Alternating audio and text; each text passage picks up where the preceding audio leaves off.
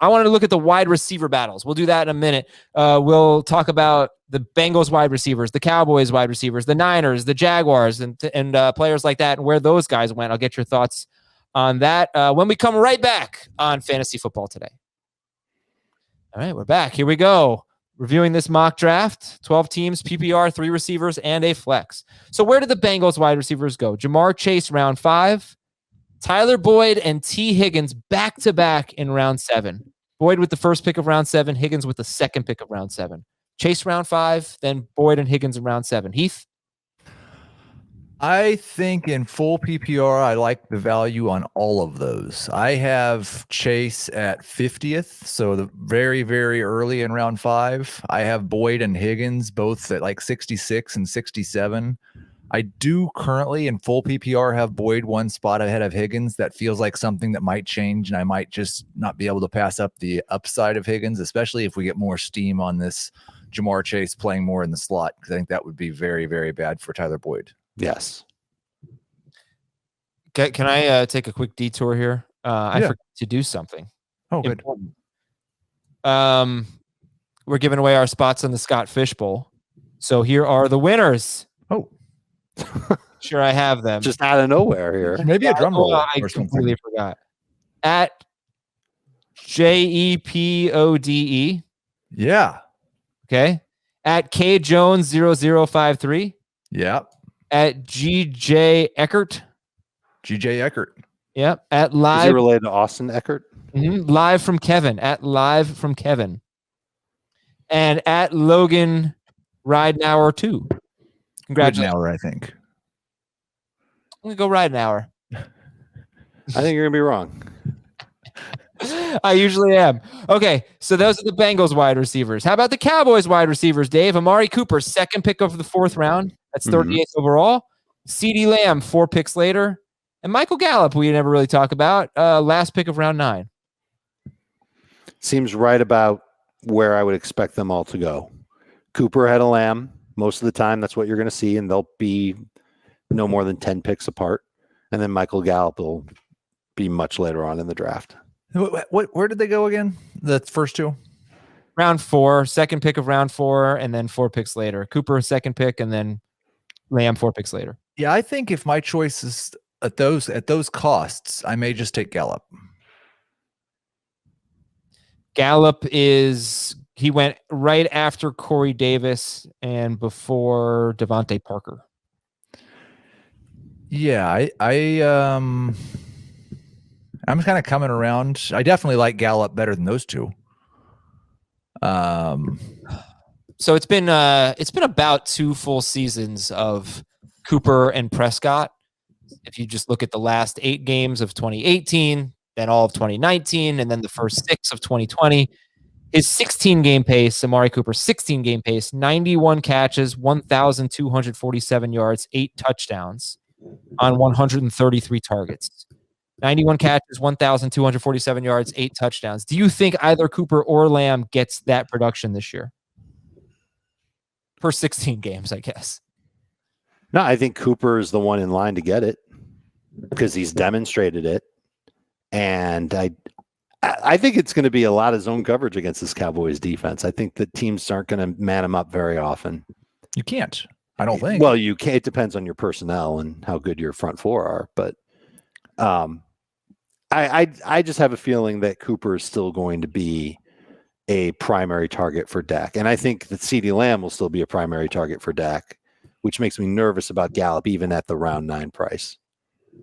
I actually have Gallup as a round 10 pick. Brandon Ayuk. Let's look at the Niners. Brandon Ayuk in round 5, just after Jamar Chase, Kenny Golladay, and Tyler Lockett. And then Deebo Samuel in round 7. Again, I like Ayuk better than Samuel, but if they're 2 rounds apart, I'd probably rather take Deebo. All right, I'll get the debate going. Deebo Samuel was one of my least favorite picks. Same. It was Ben Gretch's pick. I told him actually while we were in round 7. Yeah, I didn't like it.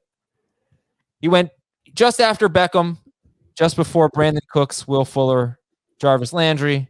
Okay, I would much rather have Cooks than Deebo. Yeah. One of my favorite picks. but I would strongly prefer Debo to Odell Beckham. I can't do that. Me. Even with all the horrors that are Odell Beckham's stats over the past several seasons, I still think that he can return better value as a number 3 receiver than Debo can. I see Ayuk ascending. I see Kittle being healthy. I see a quarterback question mark where once the 49ers flip the switch to Trey Lance, then maybe all bets are off for all 3 of those pass catchers. But Debo to me is someone who is going to get schemed up a little bit more to get work, but it's not going to be a lot of work. He's in that 5 to 6 target per game range, whereas I think Ayuk is a little bit better than that and Kittle's a lot better than that. And I'm nervous that he's going to underwhelm as a top even like 8 round pick. I think I don't think I'm drafting Debo this year based on ADP. I think I have Beckham and Debo pretty close in terms of receiving production. It's just the rushing production for Debo. And I don't think you can't count on what exactly it's going to be, but I would expect he's going to score 15 to 20 more points than Beckham does in the running game. My issue with Debo is that there has not been a Niners player with more than 5 touchdowns under Kyle Shanahan, and I just can't see him doing it. I can't see him having more than 5 touchdowns. Mm-hmm. Of course, it could happen. Could always be wrong about those things, but if that's his upside, what's his upside? I just don't see it happening, and I don't see 3 good players in this passing offense on the Niners, and I believe pretty strongly in the other 2 guys. Yeah, I think this is more about me thinking Odell Beckham was drafted too high than thinking that Debo fell too far. Where did Odell go? Oh, so just before him. So let's go to the Browns then. Beckham and Landry were both round 7 picks. Landry went 5 picks after Beckham. I'll tell you one thing I really have noticed about Beckham with the Browns is he doesn't get a ton of targets. We know that. But he has been a matchup-dependent guy, and he's had a pretty tough schedule. He played, 5 games last year? He faced Baltimore, Pittsburgh, and Washington, and he struggled against them. He had 74 yards and a touchdown against the Bengals. He had a huge game against the Cowboys.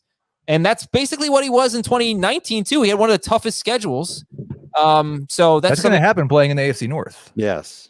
Yeah. I'd rather know when to start and sit a guy, because I think if he has a good matchup, he's showing he can be really good. And then on the other hand, with Landry, if you look at Beckham is the most injury-prone wide receiver in football. So Landry on draft day may not look that great, but he's 1 injury away from being the number 1 target on the team. How'd that work out last year? It was interesting. He got a lot of touchdowns toward the end of the season. If you recall, after Beckham got hurt, they had a series of terrible weather games. Terrible. And then Baker Mayfield got a lot better later in the year. And in the last 6 games of the season, I think it was, Landry was kind of a stud in a deceiving way because he didn't have a ton of yards per game. Well, he did because he had 1 huge game, but then he had a lot of 60-yard. He kept scoring. I'd take that in the 7th round. I think it was the second to last pick of the 7th round too. That worked. That was definitely worth it there. So I don't know. What do you guys? Is round 7 good for the Browns, guys? Too early for me. I've got Odell and Landry both outside of the first 7 rounds. So I think you'd have to be pretty reachy a little reachy to get Odell there. Definitely to get Landry there. We used to say that Landry was always a good value no matter where you took him, but I'm not sure if he was last year because you might have started him early in the year and he disappointed you. And then when Odell got hurt, you probably started Landry again and he let you down. Maybe the weather played a factor. And then once you said, okay, no more Jarvis Landry, then he started to perk up. We'll see. We'll see how he does. But I think he's I don't know, Adam. I think he's at best a number 3 fantasy receiver. I think you can draft wide receiver 3s in round 7, but the kind that you get there, you're hoping have a little bit more upside than what Landry gives you. And I think Beckham has 5 games in his Cleveland career under 30 yards receiving and 2 games over 100. I'm just not sure that he's as good as he used to be. And it's a very, very low pass volume team and their defense got even better. So I don't think that's going to change. They have other receivers that they like there too. Right. If Adam's right about the schedule and Beckham's 100% week 1, we got a lot of ifs and ands. Mm-hmm. He starts off with the Chiefs and then the Texans. You could just get 2 good games from Beckham and then trade him. I don't know about the Chiefs because no, I don't either. Snead is their second-year cornerback. He's got the potential, I think, to be kind of a lockdown guy. The reason I say the Chiefs is I think the Browns are going to have to throw it 35, 40 times. Right. Yeah, right. I think I've kind of come to the conclusion. I feel like I like Beckham a little bit if I can get him in round 8 or later for sure. But I know he's just not if you're like, oh, this could be someone I start every week, I think the chances are pretty small. But if you think that he's a matchup guy, then hey, you might be able to kind of play the matchups and get a good player sometimes at least. Okay, let's go to the Jaguars, guys. DJ Chark in round 6, Laviska Shenault in round 8, Marvin Jones with the last pick of round 10. Heath, Chark in 6, Shenault in 8, Jones in 10. Yeah, like Chark I took. That's right where I've got him. So I feel pretty good about that one. I currently still have Marvin Jones ahead of Shenault. And so I like Marvin Jones' value there a lot more than I do Chenault's. Okay. I'm the same. And Will Fuller in round 7, Jalen Waddle 7 picks later in round 8. The Dolphins. Fuller in round 7 picks later, Jalen Waddle. I'm fine with Fuller in round 7. I probably prefer to wait a little bit longer on Waddle, but if you like him, you got to have him, then round 8 is the time to take him. I have them both in round 7, but I would rather take Waddle. There's a chance that Waddle plays 16 games and is good. 17 games. Yeah. I'm telling you, we need a swear jar every time you say 17 games or anyone. John Brown in round 10, Henry Ruggs with the first pick of round 12. Just so you know, I take John Brown in every draft. Yeah, I don't know that I've drafted a Raiders wide receiver this year. They're bench guys. You're hoping that Brown can be what Aguilar was for a span of last year. Right. That's as long as he stays healthy for it. Ruggs has all kinds of upside. Like that, Ruggs is a great dart throw to be impatient with. Like if you see in the first couple of weeks of the season that he's just not that guy for the Raiders, you can drop him. They're not a bad passing offense. You know, Derek Carr is like a 4,200-yard guy. They're going to be throwing a lot too because their defense is miserable. Yeah. It's just that every year they're towards the bottom of the league in the percentage of their targets that go to wide receivers. Yeah, well, if it's only one wide receiver, Aguilar was useful last year. So I think basically Aguilar, if you got that kind of production, that's worth a 10th round pick. What kind of odds can I get on Hunter Renfrow leading the Raiders wide receivers and targets? I give you pretty good. I'll give you a 4-1. 4-1. Because he was only 5 targets behind Aguilar last year. Let's go 4-1. 4-1 deal. Yeah. Okay, Dave, how much should we bet? I thought we were betting like. I would have been like double that at least. Oh, I'm taking Dave's odds. Yeah, right. Colts, Michael Pittman, first pick of round 9, T.Y. Hilton, round 10. I like T.Y. as a bench receiver, and unfortunately, I had to draft him as my number 3 receiver. Pittman is the one that's got the upside. I absolutely love both of these values, and I'm trying to figure out why neither of these guys are on my team. It's funny. Pittman basically had one good game last year. He's big. It's the type of receiver that Wentz gravitated toward in Philadelphia. Because his ADOT was like 8 yards. He was not a downfield guy at all last year. As a rookie, no, they used him a lot on shallow stuff. And they used him in the slot last year. He was more outside, but they used him in the slot. Maybe he could be a different guy. He's not a burner, but he looks fast. He looks like he's got good speed when you watch him. A pretty slow 40 time. But I don't know if he's a fit for Wentz because he was an underneath guy last year. So he's going to have to change his style. He wasn't an underneath guy at USC.